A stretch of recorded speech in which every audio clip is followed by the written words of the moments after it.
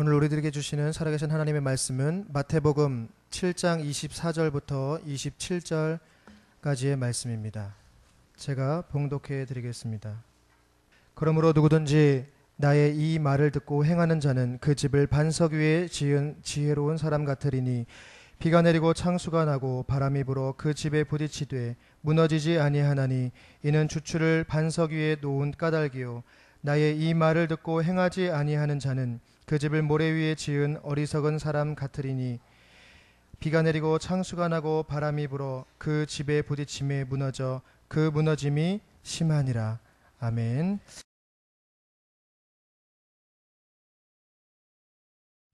할렐루야.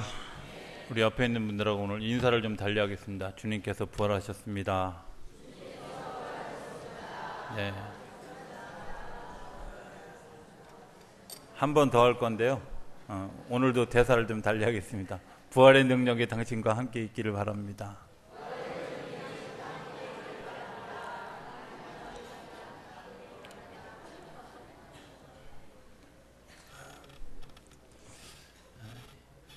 사실 이런 거 시킬 때 찬스인데 나이 어린 사람들이 어른한테 당신에게도 이러면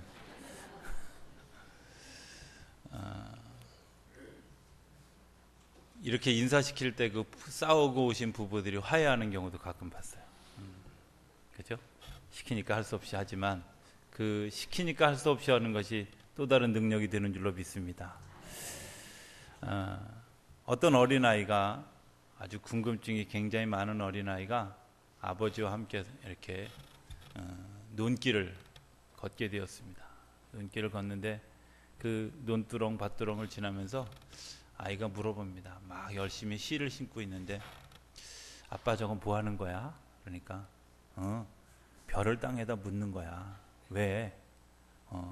그래서 그 씨가 돼서 이제 또 다른 것을 자라기 위해서 심는 거야. 이렇게 얘기를 해줬습니다. 조금 더 가다 보니까 이제 옥수수 심는 사람들이 생겼습니다. 그 옥수수 심는 사람들을 보면서 저거는 뭘 심는 거야? 이렇게 물었습니다. 아빠가 대답합니다. 옥수수를 심는 거야. 또 좀 더 가니까 콩을 땅에다 묻는 사람들이 생겼습니다. 보니까 궁금하잖아요. 생긴 게 다르니까 뭘 하는 거냐고. 콩 심는 거라고. 그래서 이제 그 논길을 다 지나서 이제 무덤 있는 데를 지나가게 되어졌는데 아이가 물었습니다. 거기 마침 장사 지내는 사람들 저건 뭐 하는 거야? 사람이 죽어서 저기 묻는 거야. 그러면 저렇게 사람 심으면 뭐가 나? 이렇게 질문하는 뭐가 나는 것 같습니까? 부활합니다. 그렇게 믿어지십니까? 예. 죽은 사람이 갈 수 있는 길은 두 가지밖에 없습니다. 영원한 형벌에 들어가거나 아니면 부활하거나. 그러나 믿는 믿음의 사람들의 고백은 땅속에 심겨진 우리 육신이 부활할 것을 믿습니다. 왜? 주님께서 부활하셨기 때문에 그렇습니다. 우리가 그 부활에 대해서 많은 이야기를 하고 또 많은 것들을 우리가 경험하지만 사실은 부활이 자기 이렇게 실존에 와닿지 않는 것이 사실입니다. 왜 그럴까? 올 그 2013년을 시작하면서 우리 주제가 뭐였죠? 새 힘을 얻으리라. 올해 모든 프로그램은 새 힘을 얻는데 중점을 두고 가고 있습니다. 사순절의 프로그램도 여러분들에게 주신 하나님이 주신 말씀도 다 일일이 다 뽑아서 이야기 그렇게 한 이유는 그 말씀 하나하나가 그 사순절 프로그램 하나하나가 부활절 설교 하나하나가 앞으로 이어질 모든 행사도 새 힘을 얻는데 포인트를 두고 가고 있습니다. 왜 사순절에 내내 복락원으로 가는 길이었냐? 그게 새 힘을 얻는 하나의 동력이 되기를 기대하는 마음이었고 오늘 반석 위에 짓는 집도 저는 같은 마음으로 우리 성도님들이 부활절의 역사를 통해서 새 힘을 얻는 그런 역사가 일어나게 되기를 주의 이름으로 부탁합니다.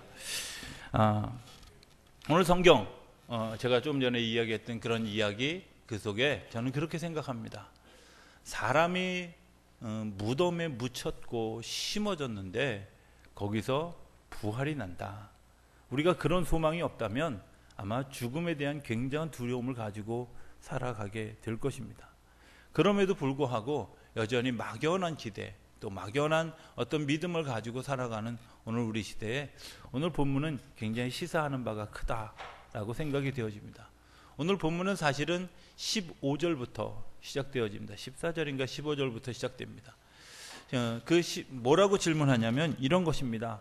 거짓 선지자들과 참 선지자들을 어떻게 구분할 수 있느냐 하는 것에서부터 질문이 시작됩니다. 거짓 선지자와 참 선지자를 구분하는 것에 대해서 예수님은 뭐라고 얘기하냐면 열매로 알 수 있다.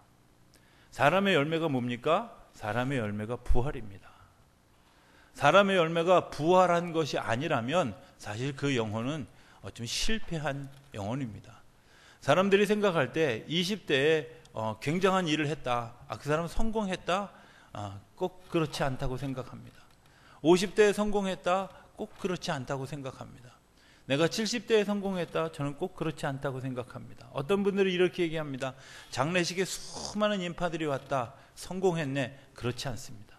진짜 성공은 부활한 사람이 성공한 사람입니다. 부활 한 번이 성공합니다. 이 세상에 성공한 사람이 한 사람밖에 없다고 하는 사실은 우리가 그분을 따르는 이유이기도 합니다. 어쩌면 많은 사람들이 성공, 실패를 논할 때 자꾸 눈앞에 찰나적이고 그리고 순간적인 것에 머무르는 사람들이 많이 있습니다. 그런데 사실은 순간적이고 찰나적인 것, 굉장히 육적이고 또 그것 때문에 우리가 미혹되는 때가 많이 있습니다. 며칠 전에 우연히 지나가다 텔레비전 하나를 이렇게 지나가는데 아마 종합편성 TV였던 것 같아요. 게임의 왕이 나와서 강의를 하는 거예요. 여러분들 왜 도박에 빠지는 줄 아십니까? 이번에 질문입니다. 그냥 그대로 한 질문. 제가 똑같이 하는 거예요. 도박에 왜 빠지는 줄 아십니까? 도박은 결과가 바로 나오기 때문에 그렇습니다. 도박은 만약에 1시간 뒤에 혹은 1년 뒤에 10년 뒤에 이 결과가 나오면 도박에 빠지지 않습니다. 도박의 매력은 바로 뭔가를 탁 뒤집었을 때 결과가 바로 나온다는 겁니다. 많은 사람들이 그것에 중독되어지는 가장 커다란 이유는 바로 그 찰나, 그 순간을 즐기고 있기 때문에 그렇습니다. 제가 그 얘기를 듣는 순간에 충격받았습니다. 그렇죠. 오늘 우리가 사실은 예수를 믿는다고 하면서도 예수 믿는 삶 속에서 자꾸 놓치는 것이 하나 있습니다. 그 순간적으로 찾아오는 유혹, 순간에서 뭔가를 찾으려고 하는 그런 유혹 가운데서 우리가 벗어나지 못하고 있는 것을 보게 됩니다. 빨리 무엇인가를 이루었으면 좋겠다 하는 우리의 마음, 그리고 빨리 무언가 우리 삶 속에 새로운 것이 세워졌으면 좋겠다 하는 우리의 기대, 이런 것들이 사실은 영적 삶을 걸어가지 못하게 하는 또 다른 방해물인 것을 발견하게 됩니다. 고린도전서 15장을 부활장이라고 얘기합니다. 부활장 15장 35절에 보면 이런 질문을 합니다. 죽은 자들이 어떻게 다시 살아나며 어떠한 몸으로 오느냐고 질문합니다. 그러니까 사도 바울이 질문하고 대답하는 것을 이야기하는 것. 아마 그 질문이 그냥 일반 사람들이 아마 사도 바울에게 그런 질문을 했던 것처럼 여겨집니다. 그런데 사도 바울이 이렇게 대답합니다. 하나님이 그 뜻대로 그 형체를 주시되 각 종자에게 그 형체를 주신다고. 40절에는 하늘에 속한 형체도 있고 땅에 속한 형체도 있고 하늘에 속한 영광도 따로 있고 땅에 속한 영광이 따로 있다고. 42절에 가면 영광이 따로 있는데 해의 영광이 따로 있고 별의 영광이 따로 있고 뭐 다 이렇게 따로 있다는 겁니다. 제가 좀 풀어서 설명을 하면 그 부활하고 난 다음에 그 심겨진 그 열매가 어떻게 나타날까? 그것은 어떤 사람은 사람의 모양으로, 어떤 사람의 짐승의 모양으로 그 부활한 형상이 바뀌게 되어지기도 하고, 어떤 사람은 땅에 속한 형상으로 남아있기도 하고 하늘에 속한 형상으로 하늘나라에 올라가기도 한다는 설명입니다. 또 다른 하나는 하늘에 올라갔다고 해서 다 하늘의 시민이냐, 똑같은 시민이냐? 그렇지 않다고. 그 중에는 해의 영광도 있고 달의 영광도 있고 별의 영광도 있고 그 시원찮은 그런 영광도 있다고 이야기하는 것은 우리가 삶을 어떻게 살았느냐, 어떤 삶을 우리가 고백하고 살았느냐, 어떻게 우리의 삶을 진지하게 살아갔느냐 하는 그런 삶의 열매가 부활에도 예수님이 부활하신 그 부활과 또 오늘 우리 새벽에 묵상했던 그 나사로가 부활했던 그 부활과 또 다른 성경에 나오는 그런 그 여인 하나, 딸 하나, 아들 하나의 부활과 전혀 다르지 않습니까? 그들은 부활 후에 이야기가 나오지 않습니다. 그러나 예수님은 부활 후에 40일 동안 이 땅에서 행하시고 승천하시고 지금도 활동하시는 것에 대해서 이야기하고 있습니다. 어쩌면 이것이 죽음의 벽을 뚫은 정말 우리가 더 이상 갈 수 없다고 하는 그 벽을 뚫은 예수님이 우리들에게 보여주는 일들입니다. 그런데 그 보여주는 일들 가운데서 무엇을 발견할 수 있냐면 그분이 거룩하게 흠없이 모든 사람들의 죄를 짊어지고 돌아가셨고 그 부활하시고 난 이후에 그가 많은 이들에게 평강을, 많은 이들에게 기쁨을, 많은 이들에게 소망을 주신 것뿐만 아니라 오늘도 우리를 위해서 기도하는 사역을 지금도 하고 계시다고 하는 사실입니다. 그리고 하늘에 여전히 그분이 하나님의 아들로 왔지만 여전히 하나님 보좌 우편에서 그 아들의 역할을 감당하고 있다고 하는 사실입니다. 오늘 우리들이 어떤 부활을 꿈을 꿀 수 있을까? 어떤 부활을 기대할 수 있을까? 오늘 성경 가운데 고난주간에 있었던 성경 가운데 이런 것들을 발견하게 됩니다. 어느 날 야고보와 요한이 어머니를 앞세워서 예수님에게 청탁을 합니다. 예수님 예루살렘 성에 들어가시면 저희가 하나는 보좌 우편에 하나님 예수님 우편에 하나는 좌편에 앉게 하옵소서, 이런 기도를 이런 요청을 드렸습니다. 어쨌든 그것이 드러나서 제자들이 원성을 사긴 샀지만 야고보와 요한에게 예수님이 물어봅니다. 네가 그것을 감당할 수 있느냐? 그러니까 이렇게 얘기합니다. 네, 제가 감당할 수 있습니다. 그러나 네가 감당할 수 있을지도 모른다. 그러나 그 오른편에 앉게 하는 거나 왼편에 앉게 하는 건 내가 하는 일이 아니라 하늘에 계신 아버지께서 결정하실 일이라고 하는 겁니다. 오늘 이 땅에서 우리가 어떤 노력과 어떤 수고를 한다고 하는 것, 그것 의미 없다는 겁니다. 하나님이 결정하실 문제라고 하는 겁니다. 하나님이 그 기준이라고 하는 것을 우리에게 분명히 이야기하고 있습니다. 부활한다고 하는 것은 내 영역이 아니라 하나님의 영역입니다. 내가 상상할 수 있는 영역이 아니라 하나님이 하시는 일입니다. 저는 그렇게 믿습니다. 우리가 상식적으로 이해할 수 없는 것, 그게 믿음 안에, 예수 믿는 믿음 안에 있는데 그 중에 가장 대표적인 것이 무엇일까? 부활입니다. 부활을 어떻게 말로 설명할 수 있겠습니까? 부활로 어떻게 이론으로 이 세상에 전혀 없는 이론입니다. 이 세상에 전혀 불가능한 일이었습니다. 그런데 그 일을 현실로 만들었습니다. 그리고 그 현실이 오늘 우리에게 굉장한 소망이 되어주는 겁니다. 그것을 우리가 어떻게 찾아갈 수 있을까? 그 시작에 고백이 있습니다. 우리의 고백이라는 것이 단순히 말로만 하는 고백이 아니라 말과 우리의 삶이 따라가는 고백입니다. 저는 이런 생각을 해봤습니다. 성경을 읽으면서 예수님의 그 부활 사건을 쭉 바라보면서 이런 고민을 해봅니다. 예수님이 부활하신 사건, 예루살렘 성 안에 다 두루 퍼졌습니다. 아마 제가 생각할 때 그 사실을 모르는 예루살렘에 있던 사람들이 없었을 거라고 여겨집니다. 아니, 어쩌면 많은 사람들이 퍼져서 그 근동에 있던 수많은 사람들이 예수님의 부활의 소식을 들었습니다. 그런데 세 가지 반응이 나타나지 않습니까? 첫 번째 반응은 군중들의 반응입니다. 어떤 반응이 보였느냐? 이미 예수님이 돌아가시기 전부터 그 로마의 관리들이 굉장히 집요하게 예수님의 시신에 대해서 집착했습니다. 집착한 이유가 뭐겠습니까? 예수님이 3일 만에 다시 부활할 것이라고 하는 사실을 계속 이야기했기 때문에 그렇습니다.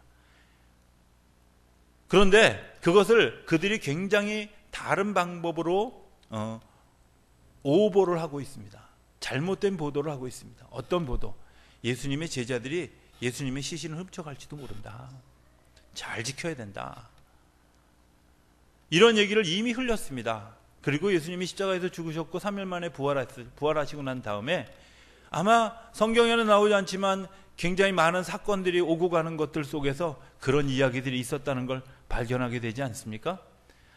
엠마오로 가는 두 제자에게 그 예수님이 되어진 그런 많은 이야기를 하면서 그 엠마오로 가는 두 제자가 예수님에게 이렇게 이야기했습니다. 예루살렘 성에서 일어났던 일들을 당신이 듣지 못했단 말이요? 우리 그 일로 인해서 실망해서 우리가 다시 고향으로 돌아가고 있습니다. 뭐 이런 이야기들 하는 것을 보면 그 속에서 수많은 설왕설래가 있지 않았겠습니까? 그리고 수많은 설들이 있지 않았겠습니까? 그 중에 가장 유력했던 설이 예수님의 제자들이 시신을 훔쳐다가 부활했다고 이야기하는 아마 설이었을 거라고 생각이 되어집니다. 또 다른 설도 있었습니다. 예수님이 기절한 거다.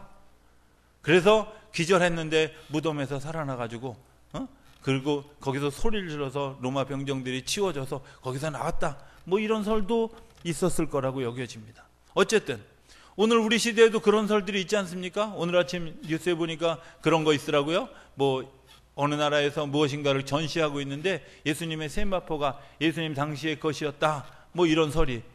왜 그것이 꼭 굳이 증명되어져야 될까? 워낙 반대되는 설이 많았던 겁니다. 뭐 예수님이 예수라고 하는 이름이 뭐 수없이 많은 흔한 이름이다. 뭐 이런 얘기. 예수님이 인도에 갔다가 뭐 어떤 일이 있었다. 예수님이 마리아라는 여자와 결혼했었다.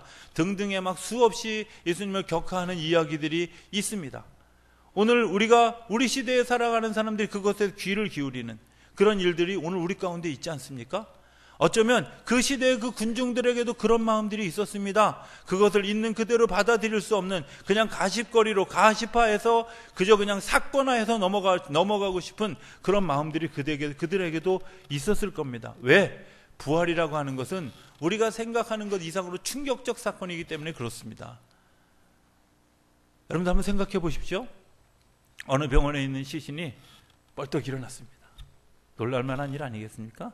아마 제가 생각할 때 많은 그 기자들과 이런 사람들이 그 병원에 몰렸을 것입니다. 그 사람이 누구냐? 어떤 사람이냐? 막 사진을 찍기 위해서 인터넷을 막 뒤지고 아마 그러지 않았겠어요? 그런데 그 사람은 내가 죽었다 부활할 거다 이런 얘기한 거 아니었습니다. 그런데 예수님은 이미 오시기 전부터 죽으시고 부활할 것에 대해서 계속 예언되어져 있었습니다. 계속 예언되어져 있었습니다. 그죠? 이사야 선지자가 이 얘기했습니다. 이분이 오시는 이유는 죽으려고 오는 것이다. 이 땅에 우리의 죄를 짊어지기 위해서 세상에 오셨다. 이렇게 이야기했습니다. 예수님이 오셨을 때도 이미 태어났을 때도 예수님 죽으실 것이다. 예수님 계속해서 이야기합니다. 내가 죽을 거다. 죽을 거라는 거 다 알고 있습니다. 그 뒷면에 무엇이 있느냐? 부활함으로 산 소망이 되어질 것이라고 하는 사실을 계속해서 이야기하고 있었습니다. 그저 그냥 단순하게 어쩌다 깨어난 사실이 아니라 오래전부터 예고되어졌던 오래전부터 예언되어져 있던 사건이 현실화되어진 겁니다. 그 현실화되어진 사건 얼마나 큰 일로 치부되겠습니까? 그런데 그 일을 감추어야 됩니다. 왜?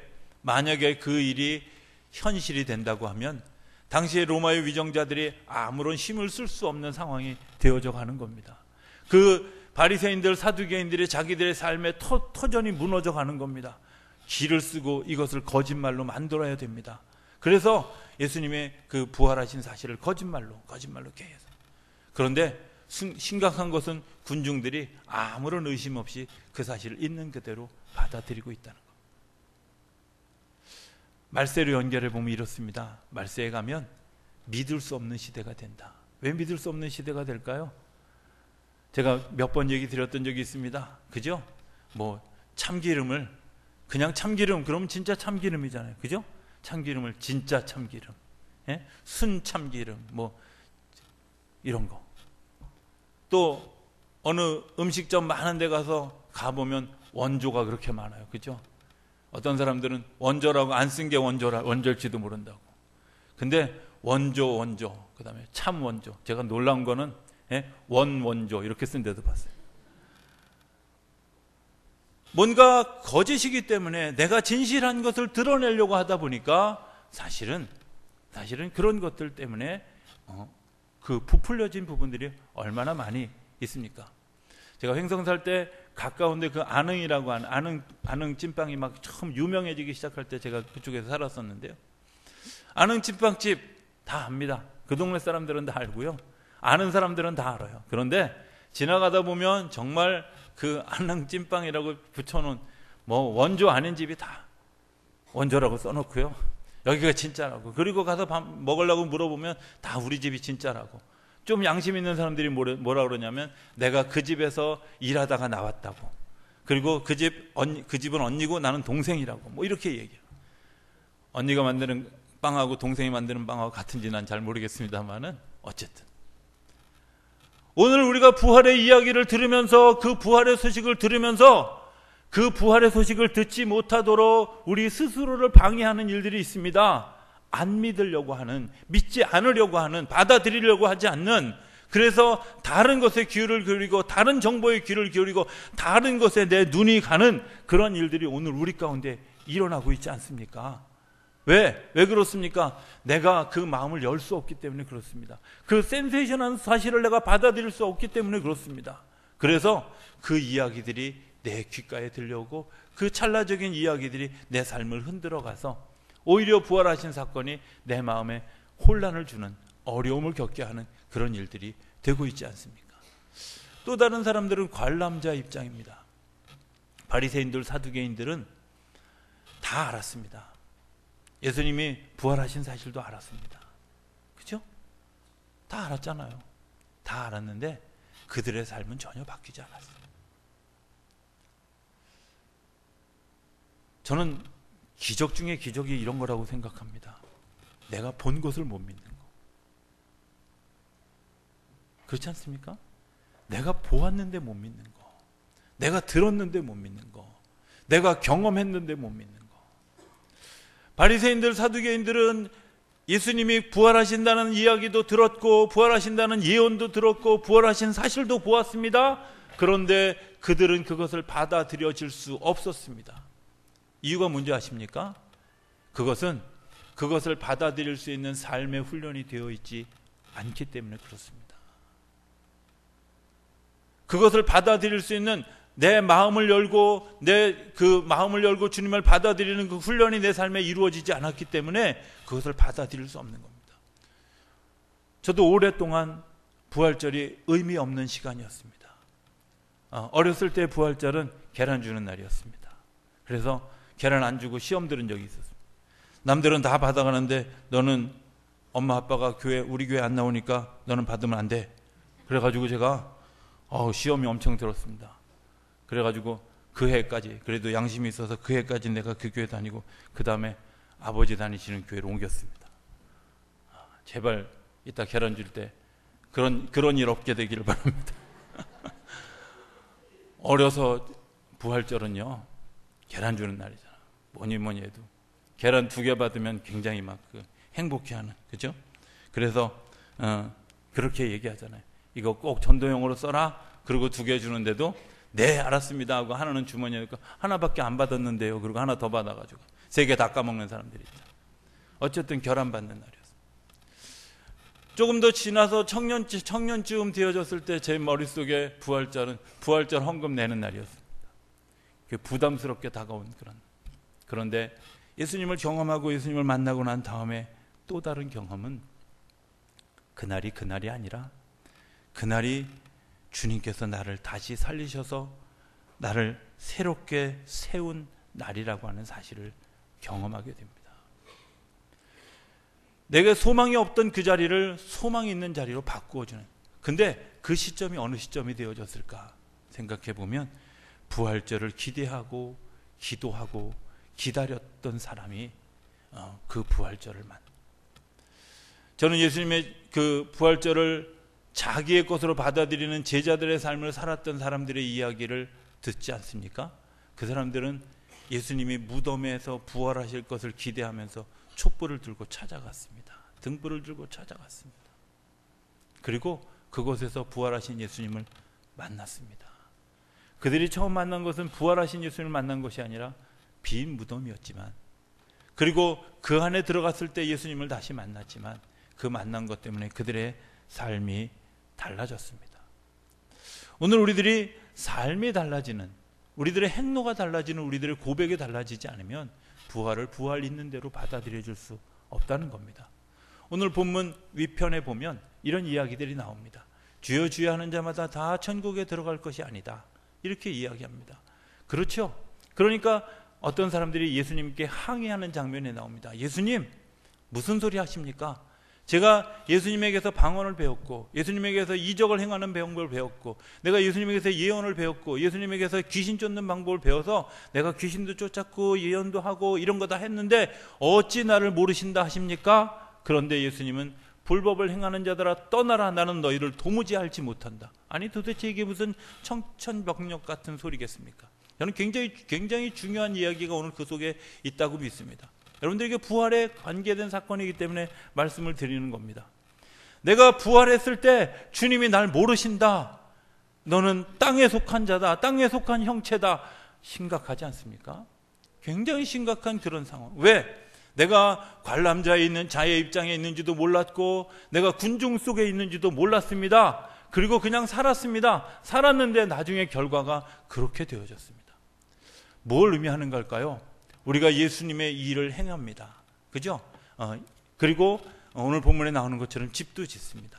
저는 그 말을 doing이라고 표현하고 싶습니다. 일을 하잖아요. 우리가 일 안 하면 다 죽죠. 그래서 이 일을 열심히 합니다.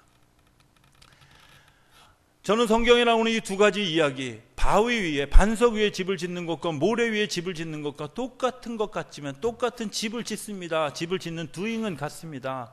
세상을 살아가면서 그 사람이 얼마나 열심히 했느냐, 열심히 살았느냐, 그리고 그 열심으로 그 일들을 했느냐, 여러분들 굉장히 중요한 일입니다만은 그것보다 더 중요한 일이 있다는 겁니다.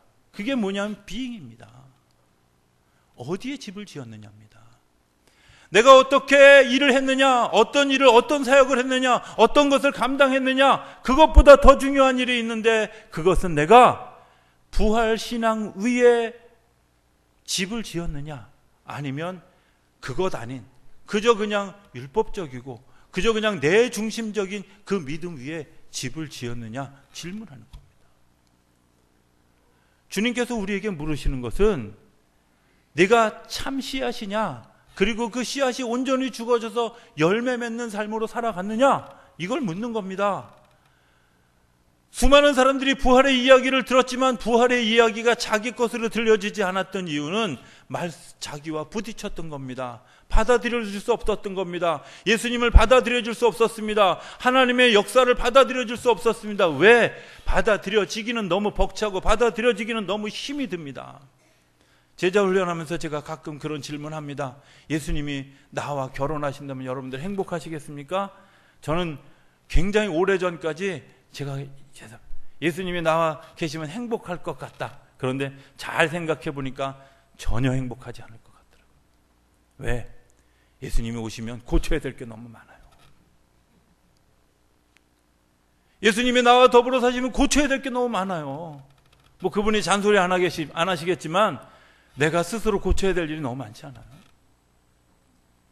그런데 어떤 순간 보니까 그분이 오셔서 친절하게 그 일들을 가르쳐 주면 참 행복하겠다, 이런 생각이 들지 않았어요. 예수님이 나와 더불어 살면서 말없이 치약을 가운데부터 짜도 그냥 말없이 밑에서부터 이렇게 짜주자. 세수를 고양이 세수를 해도 그냥 그래도 네가 멋있어, 이렇게 이야기해주는 그분과 같이 더불어 살아간다면 행복한 삶을 살죠. 정말 주님께서 우리에게 요청하시는 건 너와 내가 연합한 삶을 사는 그것 위에 좀 일을 했으면 좋겠다. 저는 가끔 교회에서 이런 것들을 봅니다. 뭐 선교 사업한다, 그죠? 우린 여성교회만, 남성교회는 잘 사업 안 하지만 여성교회 시험 들러도 사업한다, 선교 사업한다. 근데 나중에 보면 선교는 빠지고 사업만 남는 거예요. 교회가 해외에 뭔가를 개척하고 그들을 돕는다, 섬긴다, 이런 얘기합니다. 그런데 나중에 선교는 빠지고 우리의 자랑만 남는다면 그것은 모래 위에 짓는 집 아니겠습니까? 사업이 빠지더라도 선교는 남아있어야 됩니다. 섬기는 일이 빠지더라도 선교는 남아있어야 됩니다. 주님께서 오늘 우리에게 주시기를 원하시는 것은 네가 무엇을 커다란 업적을 쌓고 커다란 일을 하는 것, 그것보다 더 중요한 것이 있다. 그것은 네가 참 씨앗이 되기 위해 말씀에 거하고, 내가 참 씨앗이 되기 위해 성결해지고, 내가 참 씨앗이 되기 위해 내가 하나님의 거룩함을 기대하고 나아가고, 그래서 정말 주님의 임재하심, 주님의 이끄심, 주님의 부활하심이 주님 제게도 임해 주옵소서. 이런 기대를 가지고 부활을 맞는 제자들의 마음. 제자들도 부담스러웠습니다. 그래서 도망가고 갈릴리 바닷가로도 가고요, 엠마오로도 가고요, 다 뿔뿔이 흩어졌습니다. 그런데 그들이 주님을 받아들여지기 시작했고, 주님의 마음을 품기 시작했고, 주님의 그 느낌을 같이 공감하면서 복음이 전파되어지기 시작했고, 그리고 생명력의 역사가 지금 우리에게까지 전해진 것 아니겠습니까? 어쩌면 오늘 우리에게 주어진 부활절의 과제, 내가 그 주님, 부활하신 주님을 있는 그대로 받아들일 수 있는 그 마음, 그리고 그 은혜, 그 기대. 우리가 사실 사순절에 세일에 특별 새벽 기도회를 하고 고난주간에 특별 집회를 하고 뭐 이런 시간들이 사실은 그것을 준비하는 시간들이었었습니다. 그러나 혹여 부족했다 할지라도 주님께서 오늘 우리에게 또 다른 것을, 부활하신 그 주님이 다시 승천하시기 전까지 40일의 시간을 우리에게 또 다른 주셨습니다. 그 시간 동안 우리가 정말 그리스도를 우리 안에 모셔드리는, 그래서 진정한 부활신앙을 갖는 그런 믿음의 모습이 오늘 우리 가운데 일어나게 되길 바랍니다. 일하는 것이 아니라 주님의 존재와 같이 세워지는, 빙이 되어지는 역사. 그것을 오늘 성경은 반석 위에 집을 짓는 사람 같다, 이런 표현을 합니다. 반석 위에 집을 짓는 여러분들 될 수 있게 되길 바랍니다. 그리고 그 은혜로 인해서 주님이 경험하신 것처럼 부활의 승리를 경험하는 저와 여러분의 삶이 되어줄 수 있게 되기를 주의 이름으로 축원합니다. 기도하겠습니다. 저희들을 사랑하신 아버지 하나님, 감사합니다. 부활하셔서 저희들에게 산 소망이 되어주신 것 감사합니다. 그리고 오늘 저희들에게 들려주신 말씀 감사합니다. 주님의 존재를 그대로 받아들여지기를 원합니다. 주님, 저희를 열어 주옵소서. 저희의 마음의 문을 두드려 주옵소서. 그리고 저희에게 알게 하시고 깨닫게 하시고 느끼게 하셔서 정말 주님을 전인격으로 받아들이는, 그래서 2013년의 부활절이, 그리고 부활절 이후에 혹 우리들의 그 40일의 기간이 정말 주님을 경험하고 주님 안에서 새롭게 세워지고, 그리고 주님 안에서 새롭게 세워진 것 때문에 시험에도 흔들리지 않고 유혹에도 흔들리지 않는 그 반석 위에 선 사람들 같은 그런 믿음의 모습을 가지고 살아가는 우리 모두가 되어줄 수 있도록 역사하여 주옵소서. 그리고 그 믿음으로 승리하는 우리 모두가 되도록 복을 내려 주옵소서. 감사하며 예수님의 이름으로 기도드립니다. 아멘.